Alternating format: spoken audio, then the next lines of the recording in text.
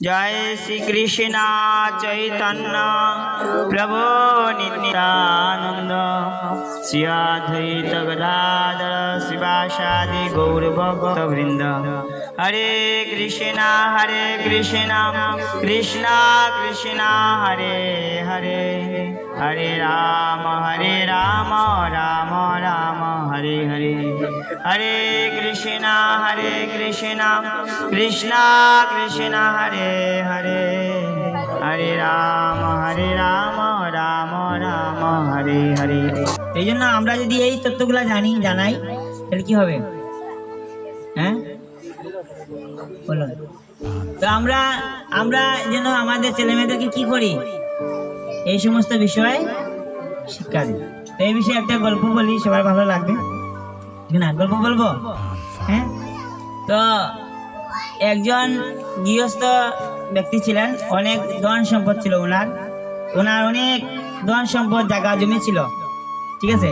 তো জায়গা জমি ছিল যখন, তখন তিনি কি করেছেন, তার বাড়িতে দুইটা সুন্দর পশু ছিল, একটা হচ্ছে কাঠবিড়ালি আর একটা হচ্ছে গাধা। কাঠবিড়ালি আর কি গাধা। তো এই কাঠবিড়ালি কি করেছে, একদিন ওই গাধা আর কাঠবিড়ালির মধ্যে কথা হচ্ছে, তাদের মধ্যে দুইজনের মধ্যে কথা হচ্ছে কি, যে এই গাধাটা তার মনের দুঃখের কথা সে কারে বলছে, কাঠবিড়ালি বলছে যে ভাই দেখ, আগে আমাদের মালিক আমাদেরকে খুব যত্ন করতেন, খুব পরিচর্যা করতেন, আর এখন ইদানিং তিনি আমাদেরকে ভালোবাসেন না, আমাকে খুব ভালোবাসেন না, খুব বেত্রাঘাত করেন, খুব কষ্ট হয় বলে এরকম কান্না করছে। কাঠবিড়ালি বলছে সমস্যা নাই তো, তোমার কে বলছে টাকার জন্য, তুমি চলে যাও, তোমাকে যখন তোমার মালিক মারে আঘাত করে তোমার পড়ে থাকতে কে বলছে, তুমি চলে যাও। তখন গাধা বলছে আমি যাব না। কেন যাবে না তুমি? বলছে না আমি যাব না, আমার এখানে থাকবো।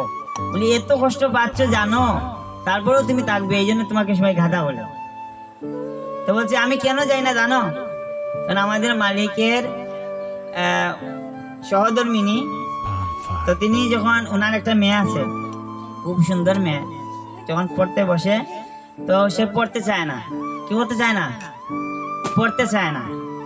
তখন তার মা তাকে নিয়ে পড়তে বসলে তাকে বলে মন দিয়ে পড়ো,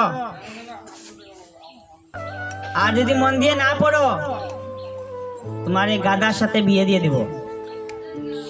তো আমি সেই আশায় বসে আছি কবে আমার সাথে বিয়ে দিবে। বুঝা গেল?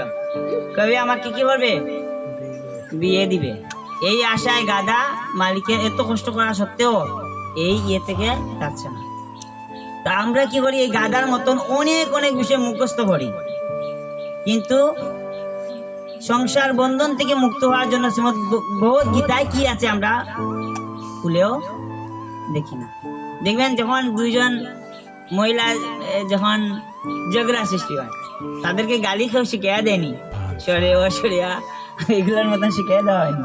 যেগুলা শিখো, ও যদি ওইটা বলে তুমি ওইটা বলবে, কেউ শিখিয়ে দেয়নি, শিখিয়ে দেয় না। তো এই গালিগুলা কে কিভাবে মুখস্থ করেন? হ্যাঁ, কিন্তু আমাদের কত চৈতন্য মহাপ্রভু কত সুন্দর মুখস্থ, কেউ যদি স্কুলের দাঁড়িয়ে কোনোদিন নাও যেয়ে থাকেন তিনিও মুখস্থ করতে পারবেন। এটা হচ্ছে আসল তত্ত্ব। কোনটা? যেমন চৈতন্য মহাপ্রভু বলেন, চারি যুগে চারি ধর্ম জীবের কারণ, কলি যুগের ধর্ম হয় নাম সংকীর্তন।